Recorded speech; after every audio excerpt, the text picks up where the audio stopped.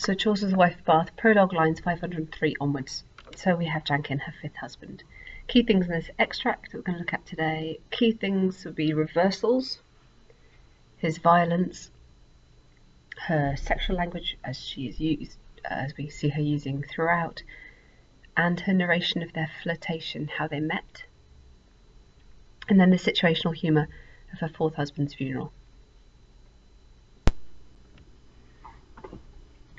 Now of my fifth husband will I tell, God let his soul never come in hell. And yet was he to me the most shrew, that feel I on my ribs all by rue, and ever shall I unto mine ending day. So, now of my fifth husband, I'm going to tell you about my fifth husband. God let his soul never go to hell. And yet he was to me the cruelest, he was the most shrew, the most cruel. That feel I on my ribs, one after the other, and I'll feel like that until my ending day.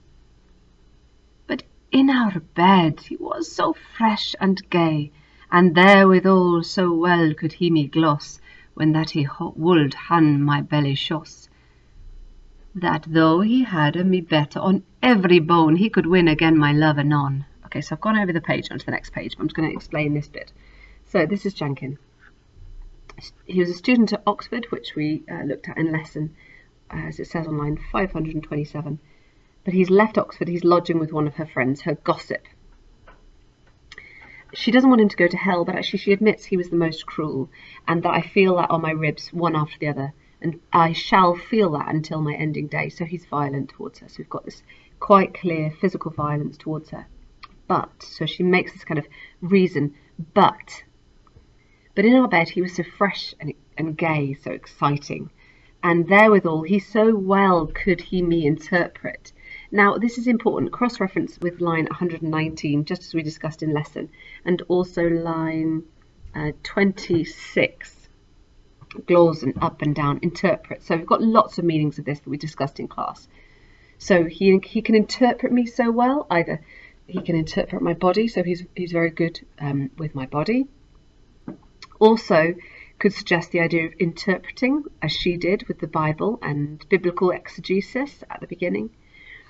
And also you've got this irony that earlier in the prologue with her first three husbands, she was the one who was fresh and gay. She was the one who could deceive, who could do kind of various things in bed. And of course now we've got this reversal. She was doing the interpreting at the beginning, and now he's doing the interpreting. He was also a student at Oxford, and we discussed in lesson the context that he would have been taught by the church, because those are the people who are educated, were the priests. And so of course he has been a student, he's then been to Oxford, he's learned all the medieval passages, he's learned from the church teaching, the medieval church at the time. So he's the one who does the interpretation, and we see that all the way through the next well, really over 100 lines. Really important that you're aware of that he does the interpretation. Whereas at the beginning, she said her interpretation was the most important. Remember, experience the of known authority what in this world is right enough for me. So I have the authority. What's interesting is we're moving to this sense that she gives over authority to him. She marries for love. She flirts with him. We're going to find out she flirts with him in the fields. She agrees to marry him. She offers him her body, but also her finances, while she is still married to her fourth husband. She avoids open discussion of adultery. She claims that she is securing her future. And make sure you've made a note of that on lines 570 and 571. So she's quite open in her discussion of flirtation. She talked about that lots of times, dalliance. But what's interesting is she's quite clear that she is merely securing her future. Quite ironic, because of course, in context of the time, a man would secure a woman's future. So let's go back to where we've got to. But in our bed he was so fresh and gay, and therewithal so well could he me gloss. So he could interpret me so well. I'm going to go over on to the next slide. When that he would have my belly shoss. So he could interpret so well when he had my pretty thing. So he was very good with my pretty area, let's say. So it's euphemistic, but it's more than euphemistic. It's very sexual language. So he was well able to interpret me when he had my pretty thing. And though he had me beaten on every bone, he could win again my love anon. So she speaks of him fondly, even though he's physically violent. She says, and in a moment I'm going to read the Chaucerian, she says, all women love best the things which are difficult to obtain, and his love was such a thing. So, I trow I loved him best, for that he was of his love dangerous to me. We women han, if that I shall not lie, in this matter a quainter fantasy. Wait what thing we may not likely have, thereafter we will cry all day and crave, forbade us thing, and that desiren we, press us on fast, and then we will flee. With danger out we all are chaff. Great price at market maketh dear aware, and to greet a cheap is holder at little price. This knoweth every woman that is wise. I apologise for my pronunciation there, it was dire. Okay, so I believed I loved him best, for that he was of his love standoffish to me. He was hard to please, as I put in my notes. We women have, if I'm not going to lie, in this matter a curious fantasy. Curious, of course, is a pun, quaint, and the pun cunt. So in this matter a curious fantasy. Note what thing we can easily have, thereafter what thing we cannot easily have, excuse me.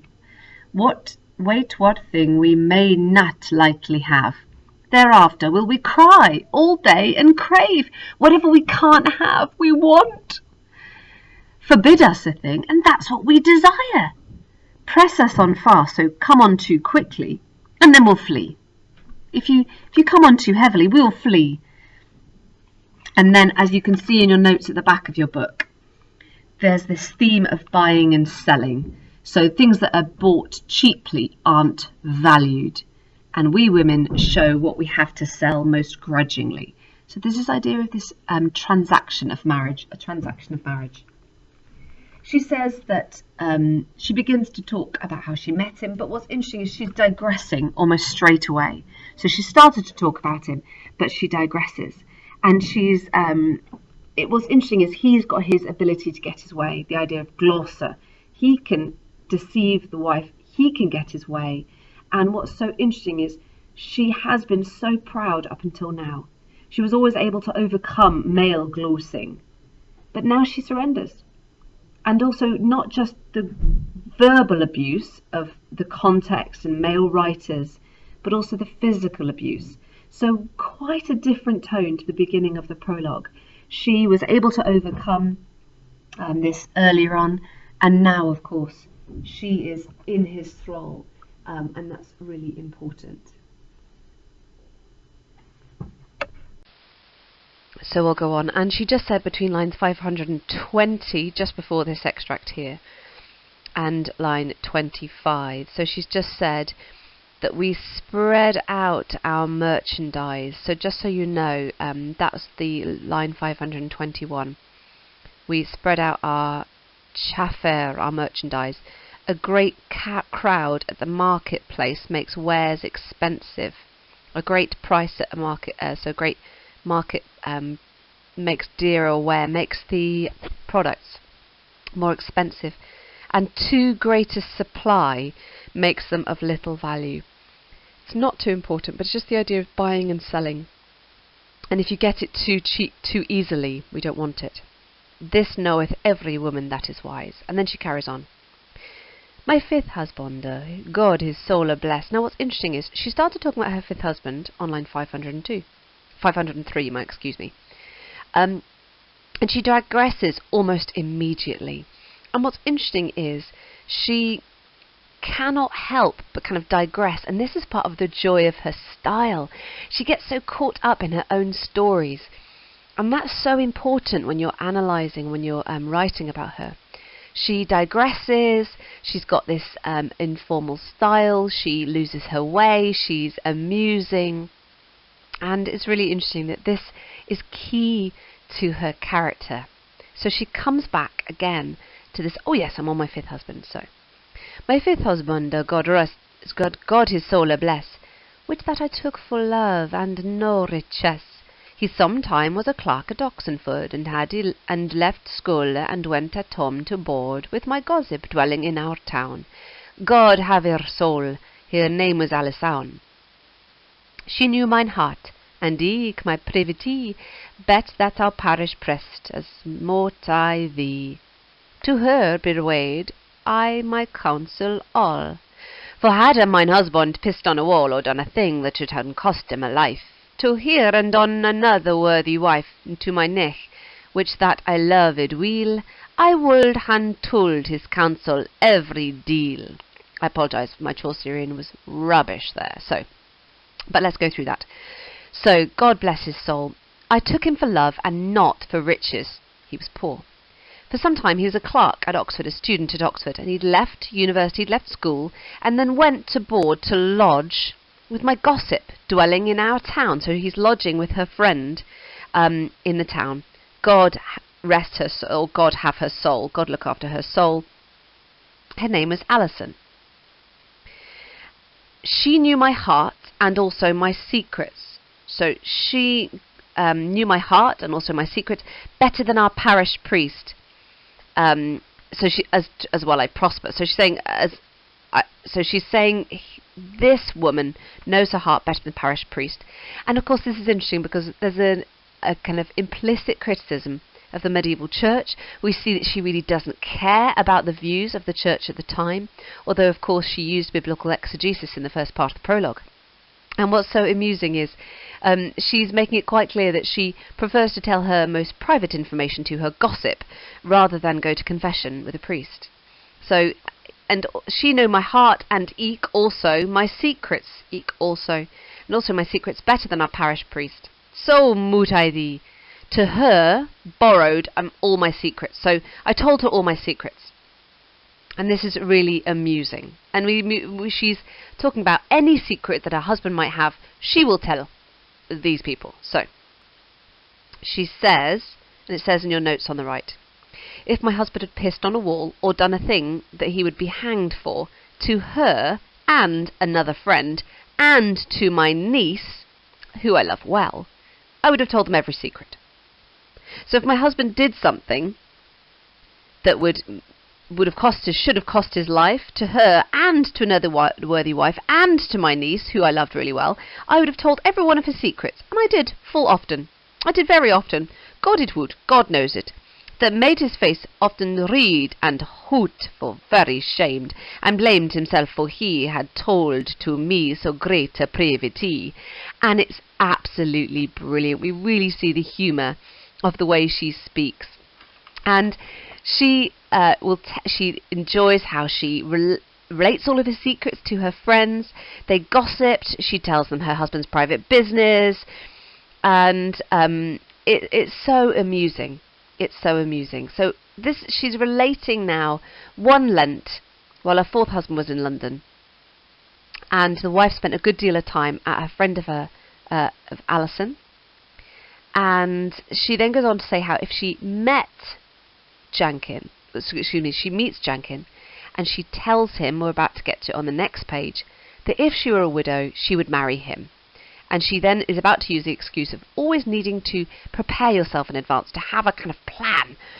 And so it's really interesting that she's starting to talk about Jankin being a clerk at Oxford, and her husband being upset with her, for she's always telling his secrets. She also, we've got this repetition of the idea of witnesses. Her witnesses are actually associates and her confidants, the people she confides in. Now we saw that in lines 382 to 83, and we've just seen it here. So the idea that the people she tells her secrets to, the people that she takes into her confidence, she then uses them as witnesses when she wants to frustrate and give pain and woe to her husbands. Good, and we'll carry on over the page. So her husband, his face goes full often red and hot for very shame. He blamed himself for that he had told me so great a secret. And I'm going to go over the page now. He was furiously embarrassed because she tells her gossips everything. And so befell that once in a Lent, so oftentimes I to my gossip went, for ever yet I love to be gay, and for to walk in March, Avril, and May, fro house to house, to hear sundry tallis, the jankin clerk and my gossip dame Alice, and I myself into the field as went. My husband was at London all that Lent. I had the better leisure for to play, and for to see, and eke for to be seen of lusty folk. Okay, so we'll go to there. It befell one time at Lent. Now Lent, of course, the time before Easter, which was traditionally associated with the time of prayerful reflection, giving things up, being aware of the gift of Easter, and for the Catholic Church at the time, the death of Jesus. And of course this is so ironic because she keeps talking about what she did in Lent, a time of usually prayerful reflection and thoughtful time, and not for her. So it befell once that in Lent I oftentimes to my gossip went, because I did love to be gay and happy and to walk about in March, April and May, from house to house, and hear different gossip, to hear sundry tallis, to hear gossip, different gossip. That jankin clerk and my close friend Dame Alice and I myself into the fields went. While her husband was away in London, she goes into the fields with Alison and Jankin. And so it's springtime, and of course all the association with the pastoral imagery that she's used about spring.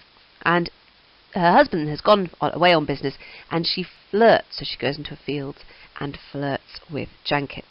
And also she says, I had the better leisure for to play, and for to see, and also to be seen by people as lively as myself, by other pleasure-seeking folk.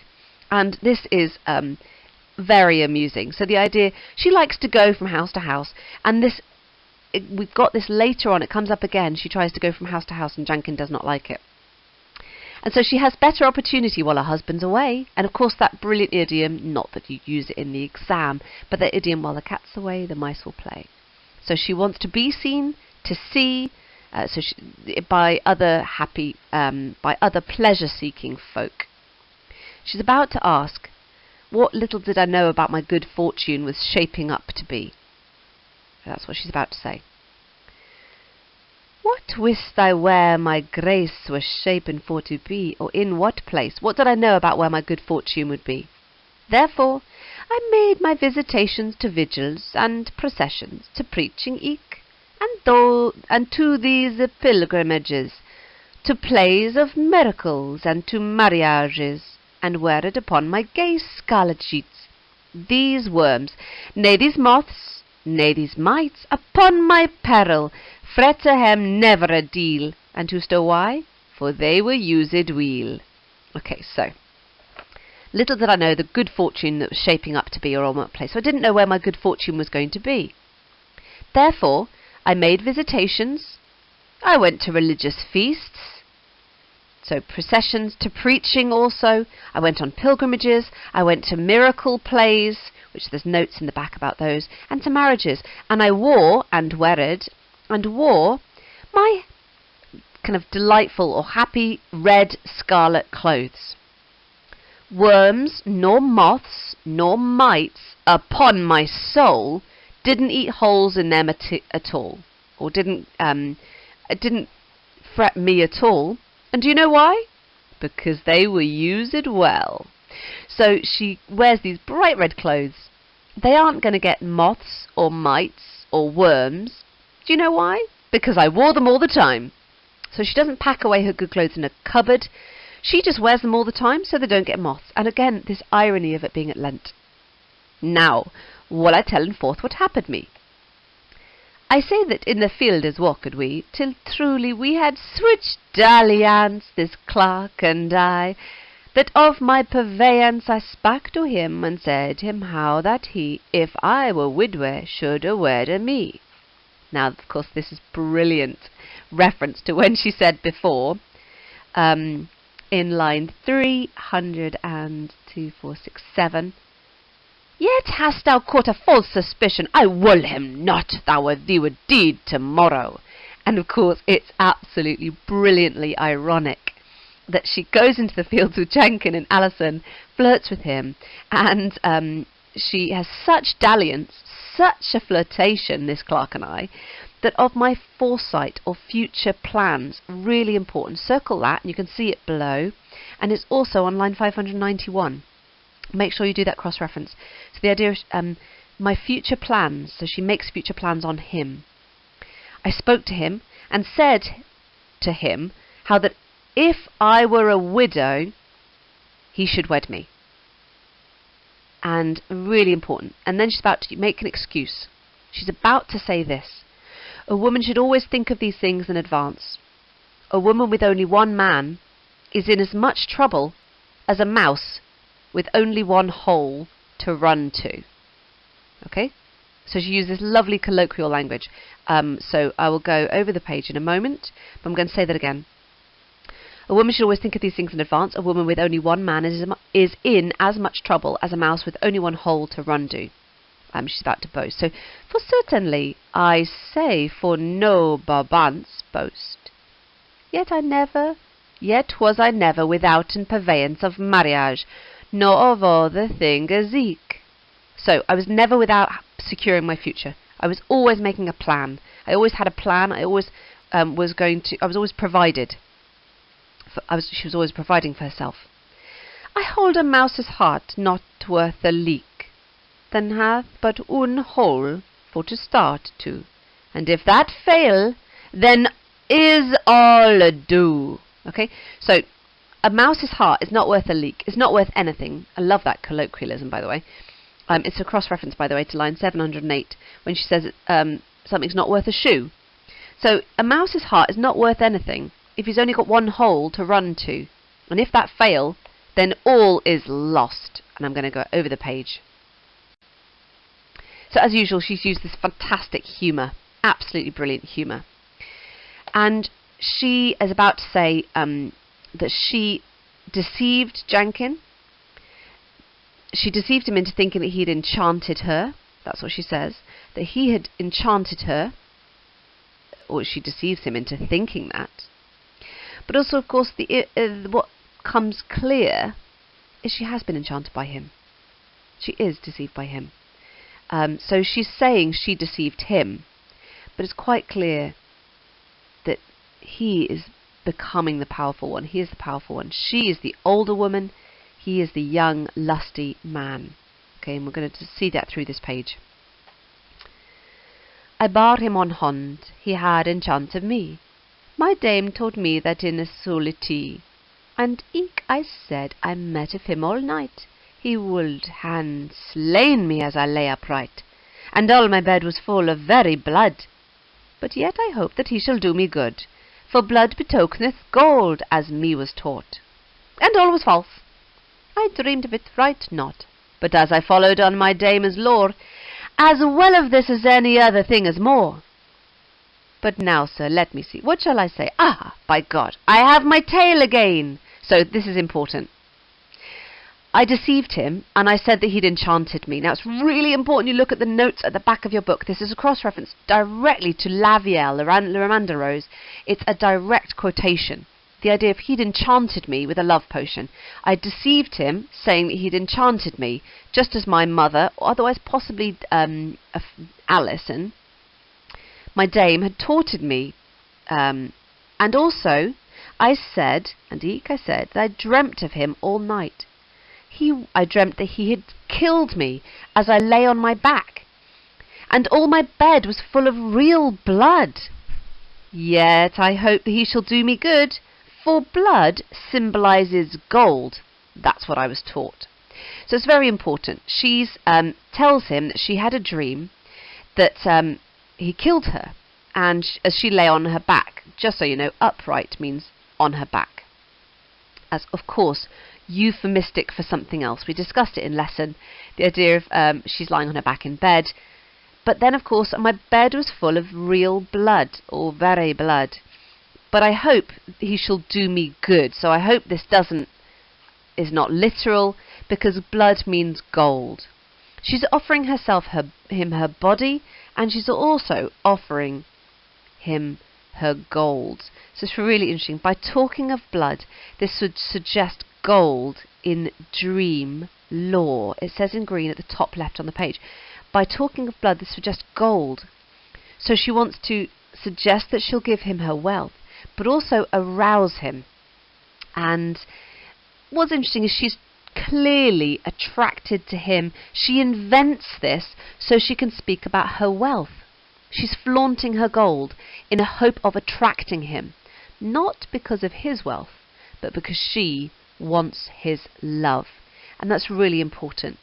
Another thing we didn't talk about in lesson actually is Jankin is a clerk, which links in broadly with Jerome.